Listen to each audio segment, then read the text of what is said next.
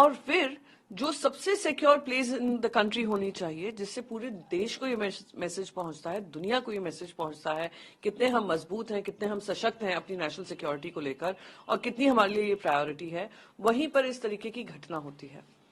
और गृह मंत्री इसका जवाब नहीं देते हैं, प्रधानमंत्री जवाब देने को तैयार नहीं है। तो सवाल बस ये है, कारण कुछ भी हो सकते हैं, कारण तो ढूंढते मिलेंगे, बहुत सारे कारण मिलेंगे और वो सच्चाई है, पर इतनी बड़ी ब्रीच हो जाना, मैं मानती हूँ एक फेलियर है, सिक्योरिटी, सिवियर सिक्योरिटी फेलियर है, जिसको एड्रेस करने की जिम्मेदारी प्रधानमंत्री और गृह मंत्री की है। लोकसभा स्पीकर ने पत्र लिखा है सांसदों को, कहा कि हमने जांच कमेटी गठन कर दी है, जांच होने तक आप लोग सहयोग करें। देखिए, सहयोग किसका सहयोग नहीं है, हम बार बार कह रहे हैं, ये सिर्फ विपक्ष की मांग नहीं होनी चाहिए, सत्ता पक्ष की भी मांग होनी चाहिए कि हमारे प्रधानमंत्री और गृह मंत्री आकर सारे जो भी घटना हुई है, किस वजह से हुई है, वो आकर देश की जनता के सामने बोलें। आज देश की जनता आपको पार्लियामेंट से सुनना चाह रही है, बल्कि मैं कहती हूँ सत्ता पक्ष वाले एमपीज को भी कहना चाहिए कि बड़ी दुर्भाग्यपूर्ण घटना हुई है, उस पर चर्चा हो। अभी हाई लेवल कमेटी में कौन है,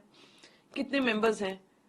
क्या टाइम फ्रेम डिसाइड किया है, कितने दिनों में ये जवाबदेही हो जाएगी। मैं आपको लेकर जाती हूँ, एक जब 22 साल पहले पार्लियामेंट अटैक हुआ था, राज्यसभा में मिनिस्टर ऑफ एक्सटर्नल अफेयर्स ने on behalf of the home minister आकर अपना स्टेटमेंट जारी किया था, फिर उस पर चर्चा हुई थी,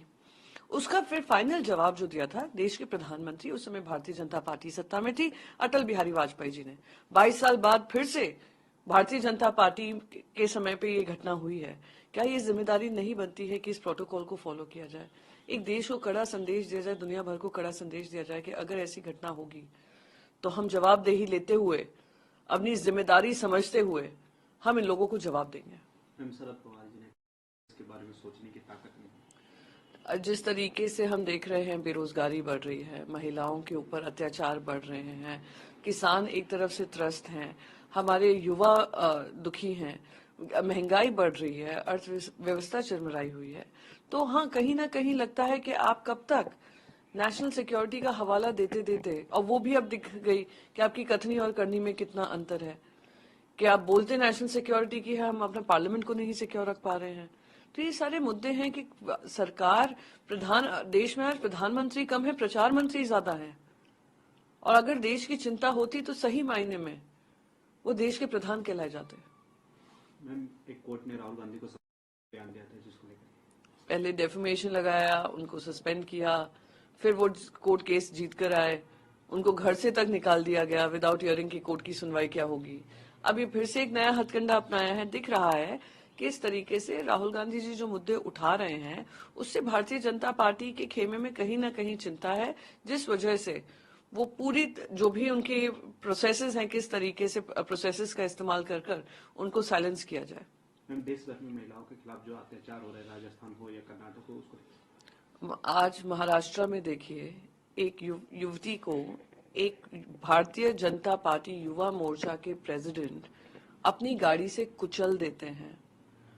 वो एक सीनियर ब्यूरोक्रेट के बेटे भी हैं, कोई किसी तरीके से किसी को पता भी नहीं पता चलता जब तक वो महिला खुद इंस्टाग्राम पे आकर अपनी बात नहीं रखती है। महिलाओं के खिलाफ इतना द्वेष है भारतीय जनता पार्टी में, वो आपने उत्तर प्रदेश में भी देखा होगा, जिनको बकायदा 25 साल के लिए कन्विक्ट किया है 15 साल की बच्ची के साथ बलात्कार करने के आरोप में। भारतीय जनता पार्टी के एमएलए हैं, अब तक उनको बर्खास्त नहीं किया है। बाबा राम रहीम को बार बार पैरोल पे निकाल दिया जाता है, कन्विक्टेड रेपिस्ट है। आप फिर देखिए किस तरीके से जो गुजरात में जिनके साथ अत्याचार हुआ था, उन्होंने पूरी लड़ाई लड़ी थी, उनके जो रेपिस्ट हैं, जो कन्विक्टेड थे, उनको निकाल दिया जाता है।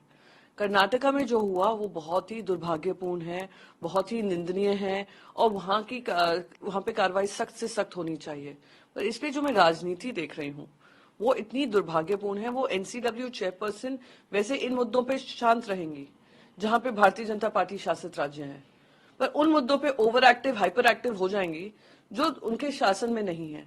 तो ये देश का सबसे बड़ा दुर्भाग्य है कि एनसीडब्ल्यू जैसी इंपॉर्टेंट जिम्मेदारी लेकर आप अपनी राजनीति करते हैं।